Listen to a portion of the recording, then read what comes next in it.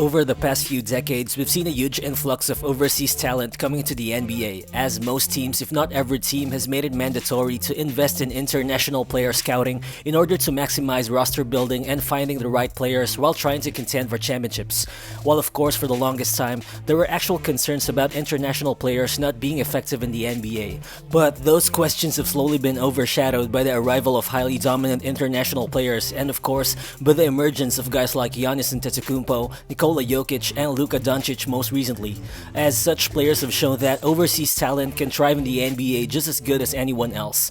And with the Oklahoma City Thunder's recent draft acquisitions of young European players Aleksej Pokusevski and Theo Maledon, and with the team's recent signing of Real Madrid standout Gabriel Deck, is it possible that we're actually witnessing Sam Presti utilize that same international approach?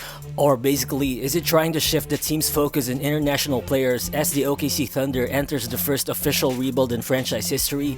So what's good guys, it's Rero Balls here, and today we'll take a look into all these new Thunder players and how they could possibly contribute to the team's vision moving forward.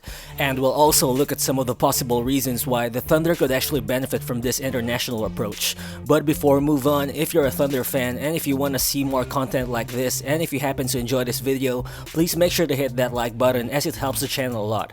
It only takes a second of your time, but it will be much appreciated. So let's get to it.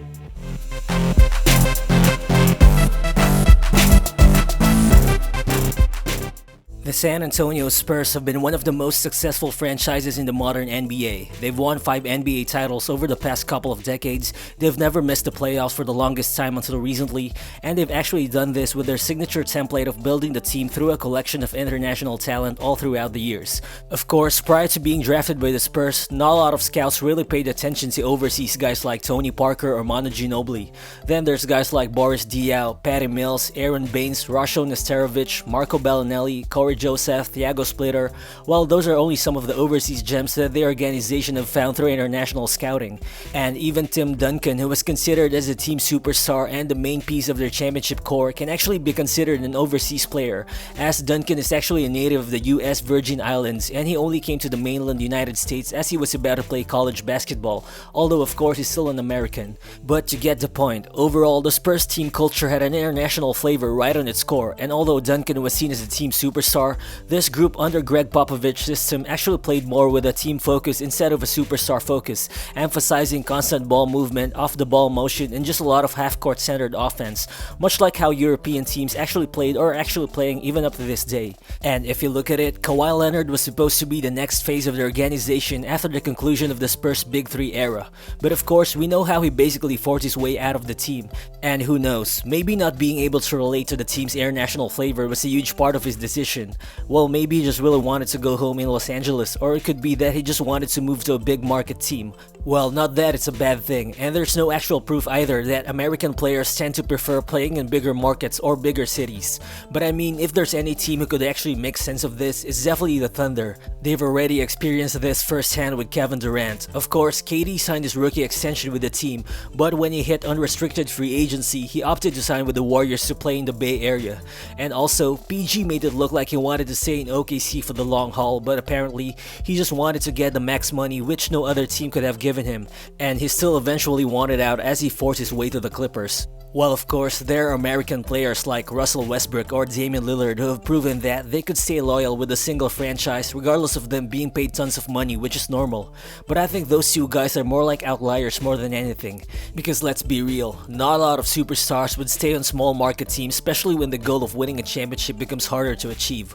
Well, I'm not saying that all international players who would step into the NBA would be like Tim Duncan or Dirk Nowitzki, who stuck with their teams and took pay cuts throughout their careers in order to win championships. But I mean, at least on that end of the spectrum, you can see that there's actually a reason why some teams are actually gunning more and more for international talent nowadays.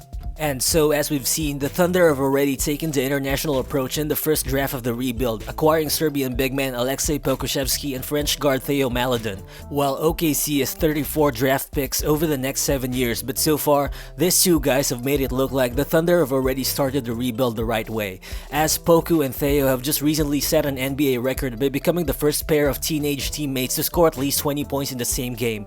And if you've been watching Thunder games, you'll see that these two have just been playing consistently heavy minutes, and they're just given the chance to develop as important contributors. While you can attribute the extended playing time to guys like Shai or Bazley being injured, but still, the opportunity given to them shows that they're being valued as long-term pieces for the team.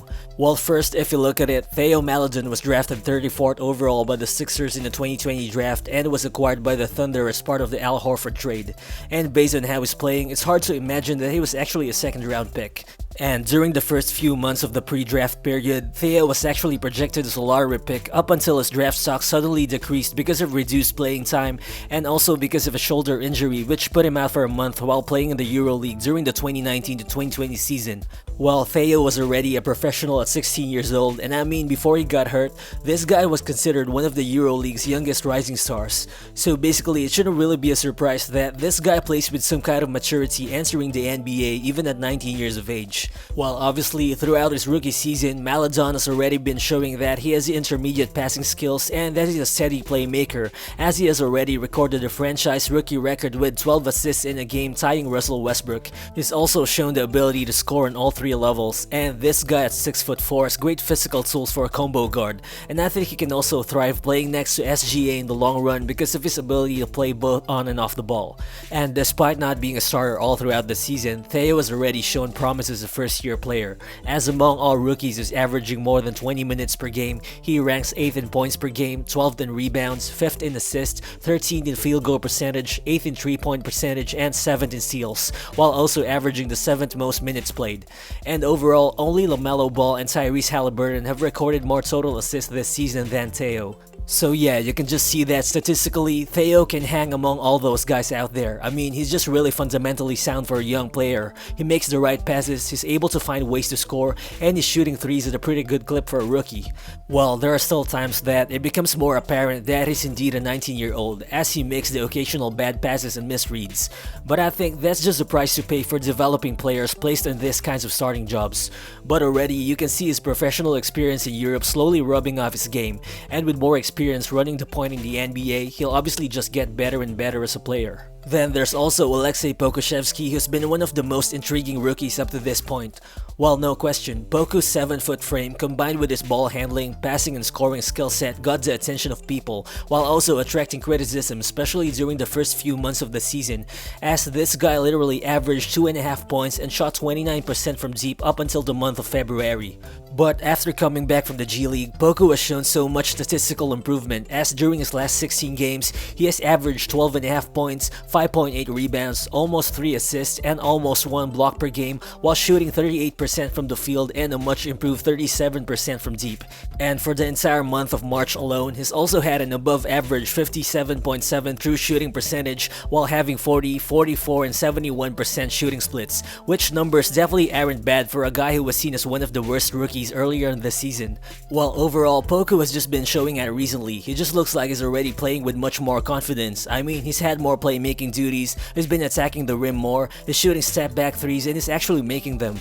And recently, he even made 7 3-pointers in a game against the Hornets, making him the youngest player in NBA history to drain that many 3-pointers in a game, overtaking LaMelo Ball and Kobe White. I mean, it's actually ridiculous for a 7-footer to do those kinds of things, really. Well, I mean, Poku still turns the ball over at a high rate, at almost 2 turnovers a game, and he also isn't the best defender out there. I think he still doesn't have the lateral quickness to become an effective multi-positional defender moving forward, but at this point, he's already shown that he can become at least a decent rim protector or help side defender at the NBA level. And in fact, he ranks 5th in total blocks among all rookies this season. And I mean, he's literally the youngest player in the NBA right now, so he actually has a lot of time to develop. And lastly, the Thunder have also signed 6'7" Euroleague star Gabriel Deck of Real Madrid to a 4-year, $14.5 million deal just a couple of days ago. And this signing actually surprised a lot of people, as Deck has just literally helped Real Madrid enter the Euroleague playoffs a few hours before his signing with the Thunder was announced. And a lot of fans are actually wondering why the Thunder are bringing in a 26-year-old guy who's averaging 8.8 points in the Euroleague for the season. I mean, not a lot of people would understand the value that this guy could bring to the team, but looking at it, Deck is a 41% 3-point shooter who's playing for one of the best teams in the second most competitive league in the world. He's a high-energy wing who plays two-way basketball, with scouts mostly describing him as a good athlete who has a great shooting touch while also being able to make plays at the rim. Well, yeah, he's only averaging less than 9 points a game for the season, but obviously, you can't judge European players based on their statistics. I mean, even Luka Doncic only put up 16 points a game during his last Euroleague season, which was also the season he won the Euroleague MVP. So yeah, it's just a different standard out there in Europe, as team play is valued more than individual numbers. But overall, Gabriel Deck is no scrub. He's an experienced professional since he was very young, and he's been an MVP and a champion in the Argentinian Basketball League even before joining Real Madrid. And he's also led the Argentinian team in scoring during the finals of the 2019 FIBA World Cup. And based on his skill set and his resume, I think he should be able to contribute as a key piece to this rebuilding Thunder team, whether it be momentarily or even in the long term. Well, as it stands, the Thunder will probably have 7 international players on the roster next season, including young Canadian stars SGA and Lou Dort, and also Svi Mihajlovic if he happens to sign a contract extension this offseason. Then there's also Serbian guard Vasilije Micic, who's also bound to join the team on a 2-year deal. While we don't exactly know what's really causing Sam Presti to commit to all these international players, whether he's going for roster stability or simply for team fit. But based on the past and based on how international basketball has caught up with the US during the past few decades, it's becoming clear that the Thunder can benefit by looking more into overseas talent in the foreseeable future, similar to how the San Antonio Spurs have benefited from it in the past.